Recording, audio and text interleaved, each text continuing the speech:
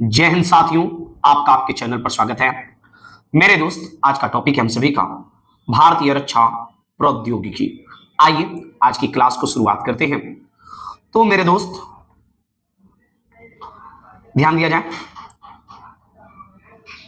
रक्षा अनुसंधान एवं विकास संगठन यानी DRDO, defence and research development organisation, defence and research development organisation, रक्षा अनुसंधान एवं विकास संगठन का स्थापना कब किया गया था? तो 1958 में।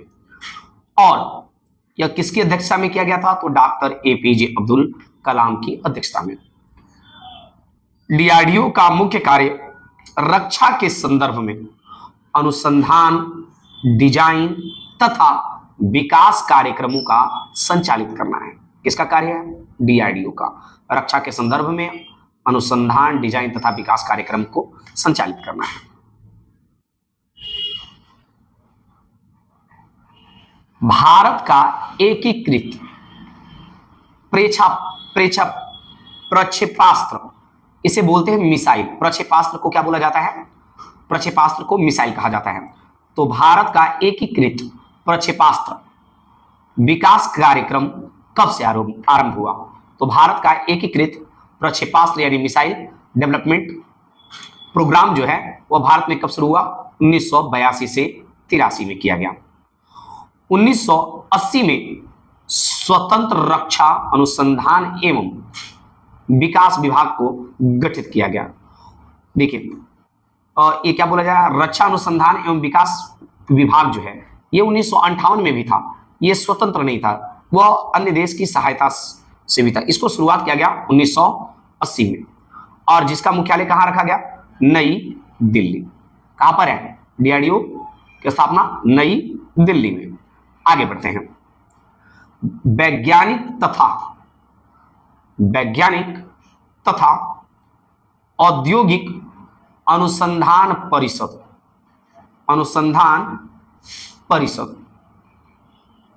की स्थापना कब की गई? 1942 में। और इसका भी मुख्यालय कहां पर है?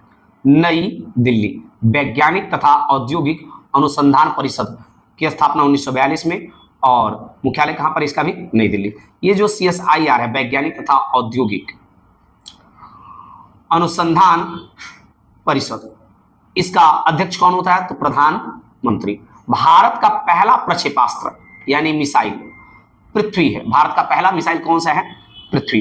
पृथ्वी जो है जमीन से जमीन पर मार करने वाली मिसाइल है और इसकी मारक क्षमता कितनी है? 250 किलोमीटर। पृथ्वी का यदि परीक्षण की बात की जाए तो 25 फरवरी 1928 को किया गया था चांदीपुर में। पृथ्वी जमीन से जमीन मार करने वाली है। पृथ्वी की बात की जाए तो भारत की पहली मिसाइल है, याद रखिएगा। ओके। अग्नि भी पृथ्वी के जैसा जमीन से जमीन पर वार करती है, लेकिन इसकी मारक क्षमता थोड़ी सी अधिक है। किसकी अपेक्षा? पृथ्वी की अपेक्षा।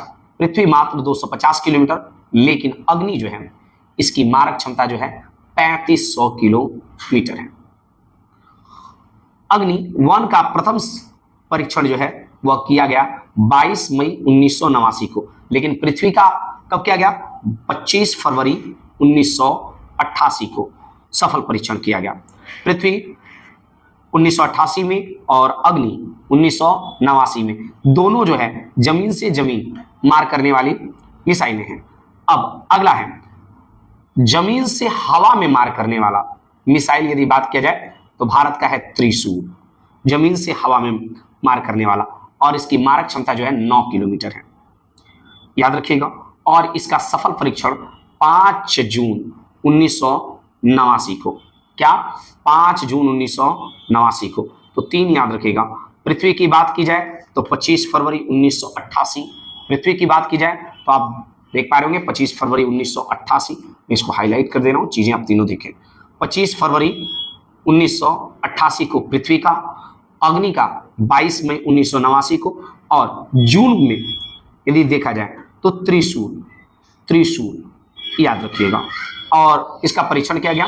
तो यानी आप याद रखेंगे, पृथ्वी 1988, अग्नि और त्रिशूल 1989। नाग जो है टैंक रोधी, टैंक पर वार करने वाला एक मिसाइल है। इसकी मारक क्षमता मात्र 4 किलोमीटर है और इसका परीक्षण कब किया गया? 1990।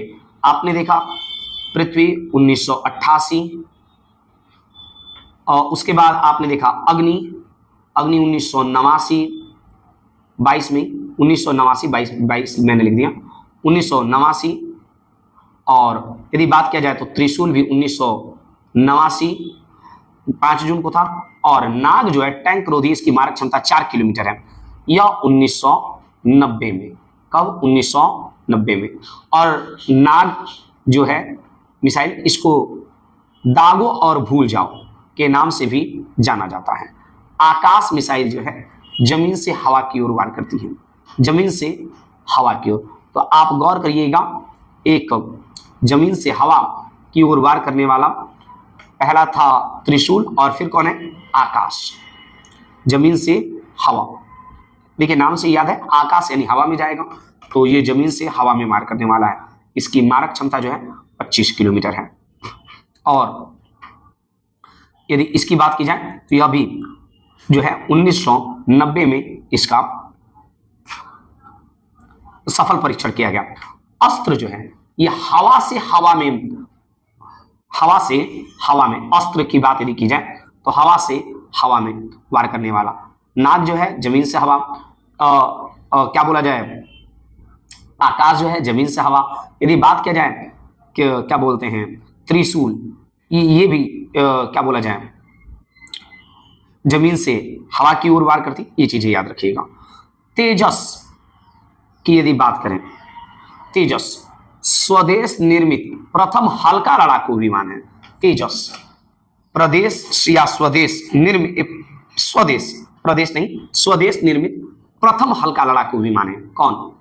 तेजस। लेकिन बीच में एक छूट गया, अर्जुन युद्ध टैंक, अर्जुन का यदि देखा जाए तो ये युद्ध टैंक अर्जुन का विकास और रक्षा अनुसंधान एवं विकास संगठन के द्वारा किया गया था, जिसे 1996 में सेना को समर्पित कर दिया गया। 1996 में। तो इंपॉर्टेंट है आपका शुरुआत में पृथ्वी, और याद रखिएगा। फिर उसके अलावा ये क्या बोला जाए, त्रिशूल, पृथ्वी और त्रिशूल और अग्नि, ये 3 इंपॉर्टेंट है, याद रखिएगा। और ये तेजस स्वदेश निर्मित, स्वदेश निर्मित और प्रथम हल्का लड़ाकू विमान। ओके, उसके बाद है प्रथम चालक रहित भारतीय विमान। प्रथम चालक रहित भारतीय विमान का नाम क्या है? लक्ष्य। लक्ष्य पहले ही साध के छोड़ दिया जाए, मतलब चालक की कोई जरूरत नहीं है। चालक रहित प्रथम भारतीय विमान कौन सा है? चालक रहित प्रथम भारतीय विमान है लक्ष्य। निशांत जो है, निशांत स्वदेशी तकनीकी से निर्मित पायलट रहित प्रशिक्षण विमान है।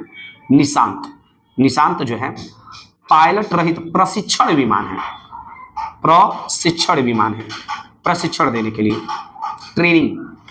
ब्रह्मोस सुपरसोनिक क्रूज प्रक्षेपास्त्र है, यानी सुपरसोनिक मिसाइल है ये। और ये जो है ब्रह्मोस मुख्यतः पोतनाशक जो है प्रक्षेपास्त्र है, मिसाइल है। ठीक है, फिर मिलते अगले वीडियो में, तब तक के लिए धन्यवाद। जय हिंद, जय भारत।